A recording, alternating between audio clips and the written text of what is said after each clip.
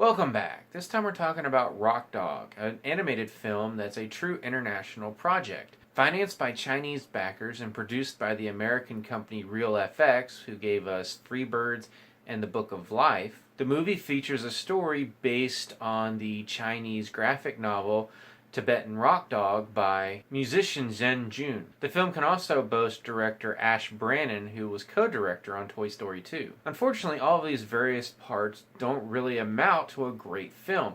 It's a decent one with, I'd say, second-tier animation and a second-tier story, with a few quality voice performances that kind of elevate the rest of the material and provide enough laughs that you can pretty well enjoy the movie even though it's not a great production. The story follows a young Tibetan guard dog named Bodhi, voiced by Luke Wilson, who has been groomed by his father, voiced by J.K. Simmons, to take over his position as the guardian of this village of sheep who years before had been attacked by a group of wolves. Bodhi's father lives in perpetual fear that the wolves will be coming back, but as far as Bodhi is concerned, his passion lies in music. And when the radio literally falls from the sky and he hears an interview with this famed musician, Angus Scattergood, voiced by Eddie Izzard, he becomes obsessed with going to the big city and becoming a musician like his idol. I will say the best thing this film has going for it is the voice cast. Luke Wilson does a pretty good job as this very naive,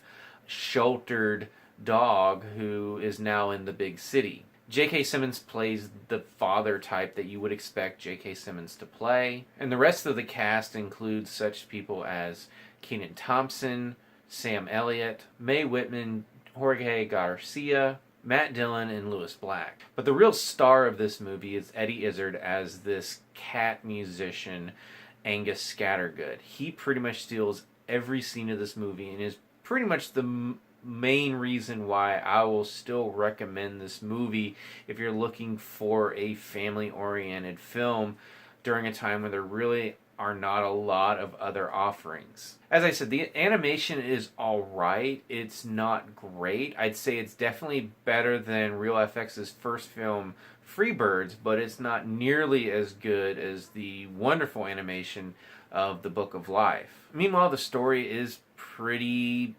predictable. You have the country bumpkin who goes to the big city, meets his idol, who is, of course, not nearly the nice person that he thinks he's going to be, gets taken advantage of, and shenanigans ensue involving gangster wolves trying to eat sheep. So, okay, maybe that's not quite the usual way that story goes, but that's what we've got here. But with the voice acting, especially from Eddie Izzard, there's just enough meat on the bones of this story to keep us mostly interested during its pretty short runtime. There's just a lot of things that just felt a little lazy when it came to the story. I don't want to say they didn't care, it's just like, just go that extra step. One of the big things is it's never really explained why these wolves who have seemed to have taken over the city's underworld, they're mobsters, why they still need the sheep of this little village out in the middle of nowhere. You would think they would have enough food considering they have a lot of power in the city. And then there's something else, and it's a nitpick, but it bugged me because this is a musical film. It's about musicians, and Bodhi's guitar that he has at the beginning of the film is basically something that he kind of made out of an old instrument he found in a storage room.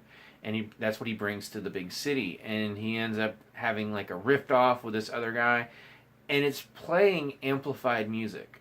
It's clearly an acoustic instrument. There's no plugs. I don't think there's any electricity whatsoever in his village. And it's just, it's things like that that just add up after a while, and you go, okay, you could have just taken a few minutes to try to come up with a reasoning for this or some workaround, but they don't bother. They just expect the audience to buy it, and I didn't. With a little bit of thought and energy, there could have been a lot more to this story. As it is, it's what it is. It's a pretty generic story, pretty generic animation. But again, some quality voice acting does elevate it and provide some decent laughs. I laughed more in this movie than I thought, and that kind of elevated my enjoyment factor for the movie. So if you've seen this movie, and judging by the box office receipts, I doubt it, what did you think of the movie? As always, you can subscribe to my channel, check out some of my other reviews, and until next time, I'll see you at the movies.